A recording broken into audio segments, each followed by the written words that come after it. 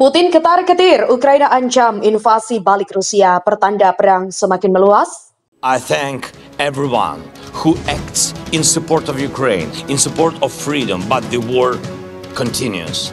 The acts of terror against peaceful people go on. 1 month already. That long. It breaks my hearts of all Ukrainians and every free person on the planet.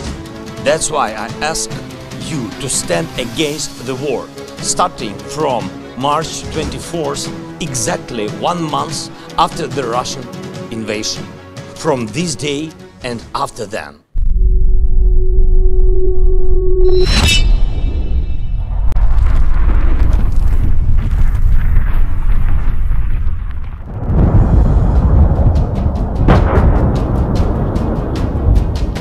Kepala Dewan Keamanan dan Pertahanan Nasional Ukraina Alexei Danilov menekankan bahwa Kiev tidak akan ragu untuk menyerang daratan Rusia jika dianggap perlu. Ancaman itu disampaikan Danilov selama siaran langsung pada hari Rabu. Ia turut menuturkan bahwa Departemen Keamanan Ukraina dengan cermat mengikuti semua rudal dan serangan udara yang diluncurkan Rusia, sehingga pihak berwenang Ukraina sangat mengetahui semua lokasi di Rusia dari mana serangan itu dilakukan. Jika diperlukan, siapapun dalam pemerintah akan bertindak tanpa ragu-ragu dan menandatangani apapun yang perlu ditandatangani untuk menghancurkan benda-benda ini, kata Danilov. Danilov bahkan menyebut kata-kata Presiden Ukraina Volodymyr Zelensky tentang rencana Ukraina melakukan pembalasan terhadap lokasi-lokasi di mana serangan itu diluncurkan merupakan bukti tekad Kiev. Dikutip dari RT, beberapa pejabat Ukraina sebelumnya turut mengatakan bahwa pasukan Kiev mungkin mencapai sasaran di semenanjung Crimea atau jembatan Crimea yang mereka anggap sebagai rute pasokan utama bagi pasokan Rusia. Juru bicara intelijen militer Ukraina, Vadim Skibitsky, mengklaim bahwa Crimea dapat menjadi sasaran sistem roket peluncur ganda 142 HIMARS dan juga M270 MLRS yang dipasok Amerika Serikat. Moskow sendiri menanggapi dengan mengatakan bahwa Ukraina akan membayar dengan harga yang mahal jika memutuskan untuk menyerang Crimea. Mantan Presiden Rusia Dmitry Medvedev mengatakan pada pertengahan Juli lalu bahwa Moskow mungkin merespon dengan serangan besar-besaran yang menargetkan kepemimpinan Ukraina jika itu terjadi. AS dan sekutunya sebelumnya juga tampak enggan memasok Ukraina dengan senjata jarak jauh yang mampu menyerang target dalam wilayah Rusia karena mereka khawatir tentang potensi eskalasi konflik. Washington dilaporkan juga belum menyetujui pengiriman rudal balistik taktis dengan jarak hingga 300 km yang dapat digunakan oleh peluncur roket ganda HIMARS ke Ukraina. Sebaliknya, juru bicara Tentara Republik Rakyat Donetsk atau DPR, Eduard Basurin, justru menuturkan bahwa pasukan Ukraina mungkin telah menerima rudal HIMARS dengan jarak 300 km itu. Pasukan DPR itu juga mengatakan bahwa pihaknya telah menemukan potongan-potongan amunisi dengan jangkauan 110 km hingga 120 km. Teman itu menunjukkan bahwa Kiev bisa saja sudah mendapatkan rudal sepanjang 300 km.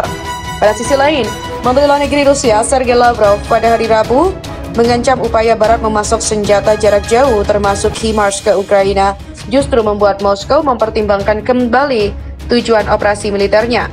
Serangan Rusia kini bahkan melampaui wilayah Donbas dan juga mencakup beberapa wilayah Ukraina lain. Ukraina menegaskan siap menyerang lebih jauh ke wilayah Rusia jika hal itu diperlukan. Pasokan senjata dari negara-negara Barat juga memungkinkan Kiev mampu menembakkan rudal ke darat Rusia dengan presisi tinggi.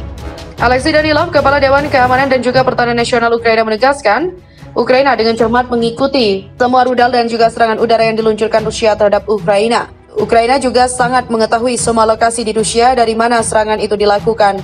Kemauan politik yang cukup untuk memerintahkan serangan terhadap target-target ini jika kebutuhan seperti itu muncul. Jika diperlukan, siapapun dalam pemerintahan akan bertindak tanpa ragu-ragu dan menandatangani apapun yang perlu ditandatangani untuk menghancurkan benda-benda ini.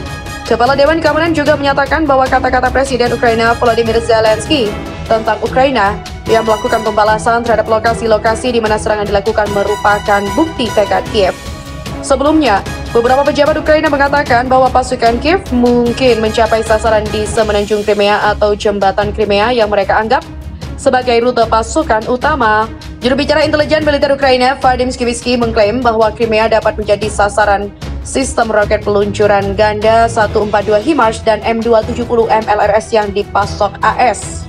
Moskow menanggapi dengan mengatakan bahwa Ukraina akan membayar harga yang mahal jika memutuskan untuk menyerang Crimea.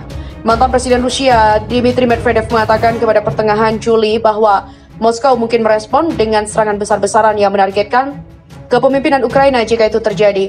AS dan sekutunya sebelumnya juga tampak enggan untuk memasuk Ukraina dengan senjata jarak jauh yang mampu menyerang target jauh di dalam Rusia karena mereka khawatir tentang potensi eskalasi konflik.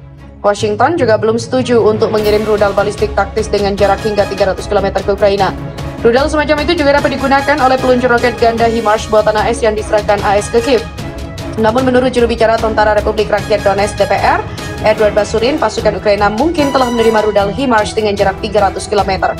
Pasukan DPR telah menemukan potongan-potongan amunisi dengan jangkauan 110 km hingga 120 km, yang berarti bahwa Kiev juga dapat memiliki rudal sepanjang 300 km, kata Basurin kepada media Rusia pekan lalu. Menteri Luar Negeri Rusia Sergei Lavrov mengatakan pada hari Rabu bahwa kegigihan Barat dalam memompa Ukraina dengan senjata jarak jauh, termasuk HIMARS, telah membuat Moskow mempertimbangkan kembali tujuan operasi militernya di negara tetangga. Mereka sekarang melampaui Donbas dan mencakup beberapa wilayah Ukraina lain. Rusia juga mengirim pasukan ke Ukraina pada 24 Februari dengan alasan kegagalan Kiev untuk mengimplementasikan perjanjian Minsk yang dirancang untuk memberikan wilayah Donetsk dan Luhansk status khusus di dalam Ukraina. Protokol yang ditengahi oleh Jerman dan Prancis pertama kali ditandatangani pada tahun 2014. Mantan Presiden Ukraina Pyotr Poroshenko sejak itu mengakui bahwa tujuan utama Kiev adalah menggunakan gencatan senjata untuk mengulur waktu dan menciptakan angkatan bersenjata yang kuat. Pada Februari 2022, Kremlin mengakui Republik Donbas sebagai negara merdeka dan juga menuntut agar Ukraina secara resmi menyatakan dirinya sebagai negara netral yang tidak akan pernah bergabung dengan blok militer barat manapun. Kiev menegaskan serangan Rusia benar-benar tidak beralasan.